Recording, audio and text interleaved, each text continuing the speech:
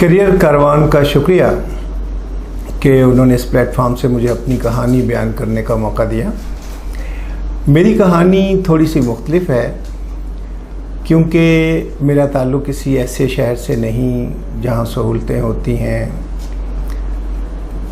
जहाँ रौनकें होती हैं, जहाँ बड़े लोग होते हैं जिन्हें जल्दी से आइडियल बनाया जा सकता है। मेरा ताल्लुक़ जो है वो पंजाब के एक बैकवर्ड गांव से है। गांव जहां आप समझते हैं कि पसमानदा एरिया होता है, जो सहूलतें शहरों में होती हैं वहाँ नहीं होती। हत्ता कि बहुत से लोग तो पढ़ भी नहीं सकते और बहुत कम लोग होते हैं जिन्हें तालीम की से मोहब्बत होती है या तालीम का ख्वाब देखते हैं। मैं अपनी सारी तालीम का क्रेडिट अपने माँ बाप को देना चाहता हूँ, इसलिए कि एक ऐसे गांव में जहाँ लोग खेती बाड़ी के अलावा कुछ सोचते नहीं थे, वहाँ जब हमें स्कूल में दाखिल करवाया गया तो बहुत से लोग कहते थे कि हमारे अब्बा को कि आप बच्चों को कहाँ आप पढ़ा लिखा रहे हैं, आप इनसे कोई काम लीजिए, खेती बाड़ी करवाइए, जो आपके आबा अजदाद करते आ रहे हैं वो करवाइए, तो आप ये क्यों चाहते हैं इन्हें वक्त बर्बाद करना। लेकिन हमारे माँ बाप जो थे उनको मैं सल्यूट करना चाहूँगा कि उन्होंने किसी की आवाज़ पे कान नहीं धरा और हमें स्कूल में दाखिल करवाया। स्कूल भी ऐसा कि ना उसकी चार दीवारी, ना उसकी बिल्डिंग, ना उसका फर्नीचर, ज़मीन पे बैठ के मैंने पढ़ा है। और मैं अकेला नहीं हूँ, ऐसी हमारी नस्ल के बेशुमार लोग थे जो ज़मीन पे बैठ के, टाट पे बैठ के पढ़ते थे। लेकिन आज जिन स्कूल्स में हम लाखों रुपया बच्चों पे सर्व करते हैं वो नताइज नहीं आते जो उन स्कूल्स ने प्रोड्यूस किए हैं। और मैं अपने असातिज़ा को भी ट्रिब्यूट करना चाहूँगा। अल्लाह पाक उनकी उम्रें दराज करे, जो फौत हो गए अल्लाह पाक उनको जन्नत में घर दे, कि जिन्होंने बहुत हमें मोटिवेट किया और वो बहुत मुखलिस थे अपने पेशे के साथ और हमारे करियर के साथ। तो आज उनमें से बहुत से उस्ताद नहीं हैं, लेकिन मैं समझता हूँ कि हमारी कामयाबियाँ जो हैं, ख़ास तौर पे मेरी कामयाबी, उसमें मेरे वालिदैन के बाद अगर कोई उनसे भी ज़्यादा कोई हमसे मुखलिस था तो वो हमारे उस्ताद थे। और मैं उस स्कूल में पढ़ा, लेकिन जब मैं टाट पे बैठता था तो तब मैंने ख्वाब देखा था कि मैं उस्ताद बनूँगा। और दूसरा ख्वाब जो मैंने देखा था वो मैंने राइटर बनने का ख्वाब देखा था, एक शायर बनने का। और जब मैं आसपास देखता था तो दूर दूर तक कोई शायर नहीं था और कोई मोटिवेशन नहीं थी और कोई आइडियल नहीं था, सिवाय इसके कि वही उस्ताद जिनसे हम पढ़ते थे उनकी इतनी रिस्पेक्ट होती थी कि हमारा जी चाहता था कि हम भी उस्ताद बने। उन्हें देख के हमने भी, लेकिन मैंने ये कभी नहीं सोचा कि मैं प्राइमरी साइड पे जाऊंगा। मैं हमेशा सोचता था, मेरे जहन में उस्ताद जो थे वो प्रोफेसर, उस ज़माने में वो प्रोफेसरों पे फिल्में बनती थी, उस ज़माने में प्रोफेसर हीरो था। आज तो प्रोफेसर को मफलूकुल हाल और पता नहीं क्या क्या दिखाया जाता है, लेकिन उस ज़माने में शायर भी फिल्म का हीरो होता था और प्रोफेसर भी। हम देखते थे और कहते थे कि हम भी उस्ताद बनेंगे। लेकिन ये सोचना, ये ख्वाब देखना आसान था क्योंकि ख्वाब देखने पे कोई पाबंदी नहीं है। लेकिन करीब तरीन कॉलेज भी मेरे घर से 30 किलोमीटर दूर था, तो इस तरह यूनिवर्सिटी तो बिल्कुल ही 100 किलोमीटर दूर थी। तो उन तक कैसे पहुंचना है ये एक कहानी है। लेकिन पहला ही ब्रेक मुझे उस वक्त लग गया मेरे करियर को जब मैं 8वीं क्लास में पढ़ता था और मैं बीमार हो गया, मुझे जॉन्डिस हो गया था, जिस वजह से मैं क्लास से गैर हाजिर रहा। और जब मैं सेहतयाब हो के कोई 6-7 महीने के बाद मैं स्कूल पहुंचा तो मुझे बताया गया कि मेरा दाखिला जो है वो नहीं जा सकता।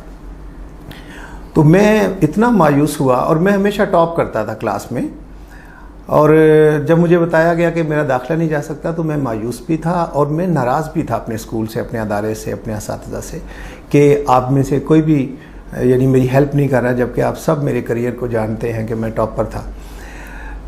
हुआ ये था कि वो एक हेडमास्टर साहब थे, अल्लाह पाक उनको भी गरीब की रहमत करे। उन्होंने कहा कि इनकी छुट्टियां जो कि बहुत ज़्यादा हैं और गैर हाजिर रहने की वजह से अब इनका दाखिला नहीं जा सकता। मैं नाराज़ हो गया। 3 साल पूरे ना मैं 8वीं क्लास पढ़ सका, ना मैं 9वीं क्लास पढ़ सका, हत्ता कि मेरे क्लास फेलो 10वीं में पहुंच गए। एक दिन शाम के वक्त मैं गांव में अपने کھیتوں سے واپس آ رہا تھا کہ وہ سارے لوگ لڑکے جو میرے ساتھ 8ویں میں کبھی ہوتے تھے، اب 10ویں میں ہو چکے تھے، وہ سب آ رہے تھے پڑھ کے. شام ہو گئی تھی. دوسرے گاؤں میں کوئی 7-8 کلومیٹر دور ایک اسکول تھا جہاں میٹرک کے لیے جانا پڑتا تھا. تو وہ آ رہے تھے. انہوں نے مجھے کہا، ایک لڑکے نے کہا کہ تم بھی اگر پڑھ رہے ہوتے تو آج میٹرک میں ہوتے. میرے دل پہ ایسی شدید چوٹ لگی کہ میں اس دن سو نہیں سکا. میری والدہ اللہ پاک انہیں جنت میں گھر دے، وہ بار بار میرے پاس آتی، پیار کرتی، پوچھتی کیا بات ہے، خاموش کیوں ہو، چپ کیوں ہو اور اداس کیوں ہو. تو میں نے انہیں بتایا، میں نے کہا کہ اماں آپ مجھے کتابیں منگوا کے دیں، میں پڑھنا چاہ رہا ہوں. اور وہ اتنا خوش ہوئیں کیونکہ ہمارے ابا سے بھی زیادہ ان کی خواہش تھی ہم پڑھیں. تو انہوں نے کہا کہ ٹھیک ہے، تمہیں میں صبح 8ویں کلاس کی کتابیں جو ہے نا منگوا دوں گی، تم سو جاؤ. تو میں نے انہیں کہا نہیں، 8ویں کی نہیں، مجھے نا 10ویں کلاس کی کمپوزٹ کی کتابیں، میں 9th اور 10th اس زمانے میں اکٹھی ہو سکتی تھی. میں نے کہا وہ منگوا کے دیں. اب ظاہر ایک گاؤں ہے، گاؤں میں نہ ٹیوشن کا اس زمانے میں رواج نہیں تھا. بیگ سے اگر خلاصہ نکل آتا تو استاد مارتے تھے، ناراض ہوتے تھے. تو اس طرح کے انوائرمنٹ میں کوئی آپ کو گائیڈ کرنے والا نہیں، اور ایسے میں نے اکیلے ہی اللہ کا نام لے کے میٹرک کا امتحان جو ہے وہ اس کی تیاری شروع کی. لیکن میں آپ کو یقین سے یہ بات کہہ رہا ہوں کہ میں 18-20 گھنٹے ڈیلی پڑھتا تھا. مجھے بتانے میں، یعنی آج اگر میں گریڈ 20 میں فل پروفیسر کے عہدے پہ پہنچ گیا ہوں تو اس کے پیچھے یقین مانیے کہ میں اعتراف کرتا ہوں کہ میں زندگی میں اتنا سو نہیں سکا جتنا میں سونا چاہتا تھا. میں نے جی بھر کے کھانا نہیں کھایا. اور مجھے جو سب سے بڑا دکھ ہے وہ یہ ہے کہ میں اپنے بہن بھائیوں کی صحبت میں بیٹھ کے باتیں نہیں کر سکا، اور میں اپنے دوستوں کے ساتھ کھیل نہیں سکا. میں نے اتنی توجہ دی اپنے کریئر پہ مینز کہ میں پیچھے رہ گیا تھا، تو مجھے ان کے ساتھ ملنا تھا. سو جب میٹرک کا امتحان آیا، اس کا رزلٹ آیا، تو میں اپنے ضلع میں پہلی پوزیشن میں نے لی تھی. اور میرے جو دوست تھے ان میں سے موسٹلی فیل ہو گئے تھے، اور جو پاس ہوئے تھے ان کے نمبر انتہائی کم تھے. سو 1-2 لڑکے جو تھے وہ کالج پہنچے، جن میں سے ایک میں بھی تھا. اب مجھے موقع مل گیا تھا کہ میں اپنے کریئر کو دوبارہ صحیح ڈگر پہ ڈال دوں. سو میں نے اس رستے پہ جب پاؤں رکھا تو پھر میں نے کبھی پیچھے مڑ کے نہیں دیکھا.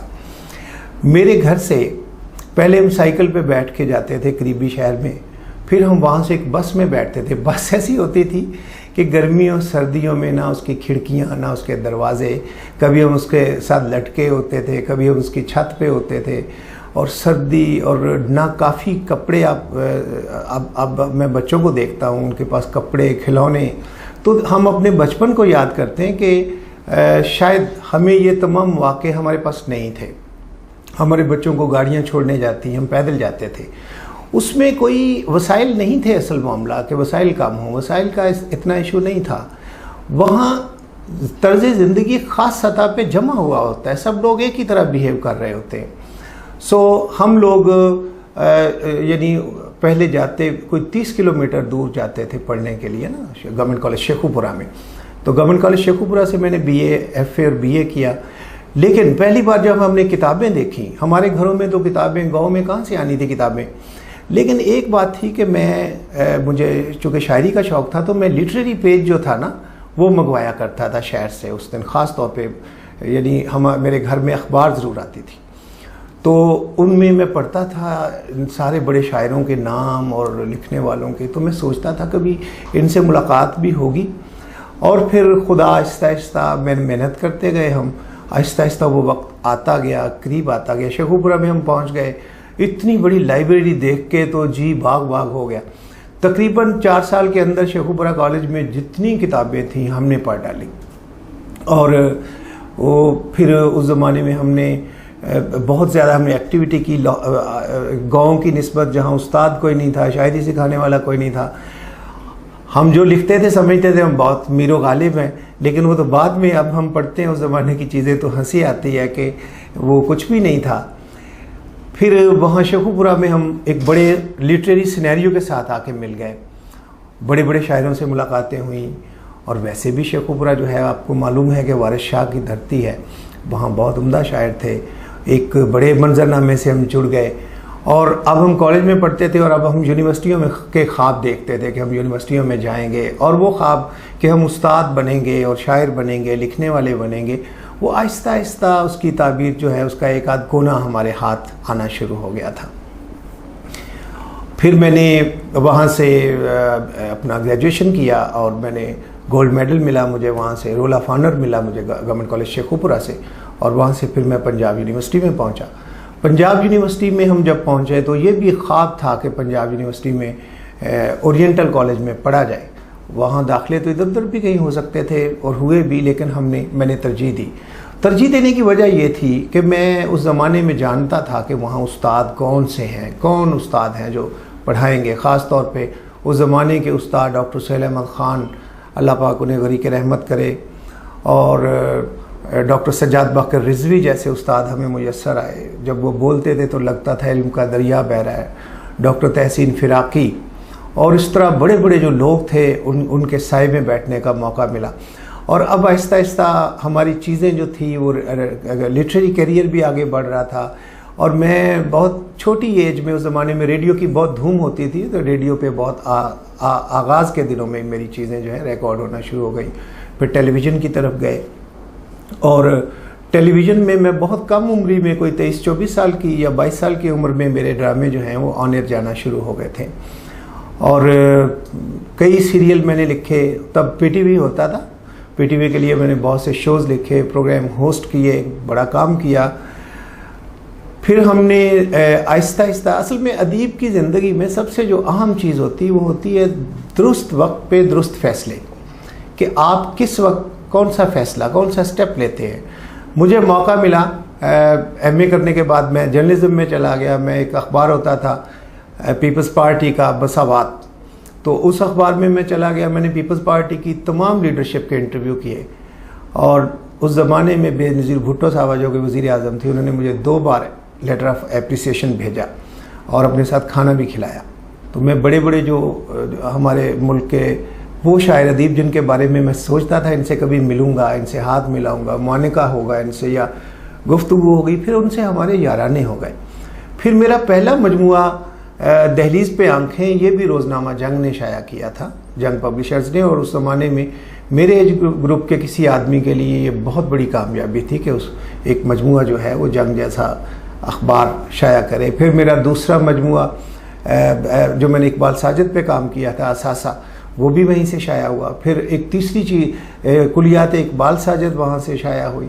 پھر یعنی میری پہلی 3 کتابیں ایک بہت بڑے ادارے نے شائع کی، اور میں سمجھتا ہوں کہ یہ جو ہم ایک ایک اینٹ رکھتے جا رہے تھے اپنے کریئر کی، اور یہ اسی سے ایک دیوار بلند ہونا شروع ہو گئی تھی، اور میں اس کے لیے تمام اپنے دوستوں کا شکر گزار ہوں، اپنے فیملی کا، اپنے دوستوں کا، اور اپنے ان سینئر شاعروں ادیبوں کا جنہوں نے مجھے درست مشورے دیے اور جن پہ عمل کر کے میں اپنے کیریئر کو آگے بڑھاتا رہا۔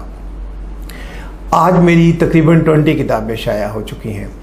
میں نے بہت ارلی ایج میں، آج کل تو لوگ 40-50 کے قریب جا کے لوگ ریٹائرمنٹ پہ پی ایچ ڈی کرتے ہیں، اور کئی لوگ ریٹائرمنٹ کے بعد نوٹیفیکیشن ہوتا ہے پی ایچ ڈی کا، لیکن میں نے بہت یعنی کہ ینگ ایج میں پی ایچ ڈی کی تھی، اور میری پی ایچ ڈی کا موضوع تھا اردو ادب یورپ اور امریکہ میں۔ میں نے تمام یورپ اور امریکہ میں جو اردو سپیکنگ یا اردو لکھنے پڑھنے والے لوگ ہیں وہ وہاں کیا لکھ پڑھ رہے ہیں، کیا ریسرچ ہو رہی ہے، یورپ اور امریکہ کی یونیورسٹیوں میں تدریس کی کیا صورتحال ہے، ہمارے اور یورپ اور امریکہ کی جو پچھلے 600 سال میں لینگوسٹک ریلیشن شپ رہی ہے، یہ ساری چیزیں جو ہیں وہ میری پی ایچ ڈی کا موضوع ہیں۔ میں نے بیسیکلی ایک طرح سے مشرق اور مغرب کے درمیان ایک پل تعمیر کرنے کی کوشش کی کہ یہ ٹریبیوٹ کیا جائے ان لوگوں کو جو باہر کے ملکوں میں شفٹ ہو گئے ہیں اور وہاں بیٹھ کے اپنی زبان اور ثقافت کی محبت کی گٹھڑیاں سروں پہ اٹھائے ننگے پاؤں چل رہے ہیں۔ انہوں نے اپنی محبت یعنی ثقافت، اپنے وطن، اپنی مٹی سے محبت کا اظہار کیا، سو میں نے انہیں ٹریبیوٹ کیا ہے اپنی پی ایچ ڈی میں۔ اس کے علاوہ میری کوئی 10 کتابیں جو ہیں اس وقت تحقیق اور تنقید پہ ہیں۔ ابھی میری جو کتاب تھی خاک سے اٹھنے والا فن، اس میں میں نے فائن آرٹس پہ لکھا ہے، اس میں میوزک سے لے کے فن پہلوانی، رقص پہ لکھا میں نے، اور میرا خیال ہے کہ ہمارے ملک میں صفدر میر کے بعد جو کہ آخری کرٹک تھے فائن آرٹس کے، ان کے بعد اگر کسی نے फाइन आर्ट्स पे लिखा है तो ये फ़कीर है। मैं समझता हूँ कि मेरे करियर में बर वक्त फ़ैसला और दुरुस्त फ़ैसला, मैंने हमेशा ठीक वक्त पे ठीक काम किया। मैं बड़े बड़े मतलब चैनल्स के लिए ड्रामे लिखता था, मैंने वाइंड अप कर दिए, इसलिए कि मैंने सोचा कि ये सब हवा में चले जाते हैं। मैं अखबार में नवाई वक्त में दिन में कॉलम लिखता था, मैंने छोड़ दिए। और मुझे फ़ैसला करने में मुझे फ़ैसला करना था कि मैं क्या जर्नलिस्ट बनने जा रहा हूँ या अदीब शायर बनने जा रहा हूँ। तो मैंने अपने शायर के हक़ में फ़ैसला किया। मैंने तमाम गैर ज़रूरी काम छोड़े और मैंने फोकस किया कि मुझे किसी एक समत में आगे बढ़ना चाहिए। शुक्र है अल्लाह का कि इस वक्त दुनिया में अगर मेरी उम्र के लोगों को ट्रांसलेट किया गया है, इंटरनेशनल लिटरेरी हलकों में अगर लोग किसी को जानते हैं तो वो ये फ़कीर है। मेरी किताब को 2 इंटरनेशनल अवार्ड भी मिले हैं और गवर्नमेंट ऑफ पाकिस्तान ने प्रेसिडेंशियल अवार्ड से भी नवाजा है। और मैं समझता हूँ इसका क्रेडिट जो है वो मेरी ज़बान को जाता है, मेरे क़ारीन को इसका क्रेडिट जाता है, मेरी मुल्क को जाता है, मेरी सरज़मीन को जाता है, मेरे माँ बाप को जाता है, मेरे उस्तादों को जाता है, मेरे दोस्तों को जाता है। आप भी मैं समझता हूँ कि अपने करियर को फोकस करें और देखें कि आपके करियर के आप किस मोड़ पे हैं और वहाँ आपको कौन सा फ़ैसला करना चाहिए। खुदा हाफ़िज़।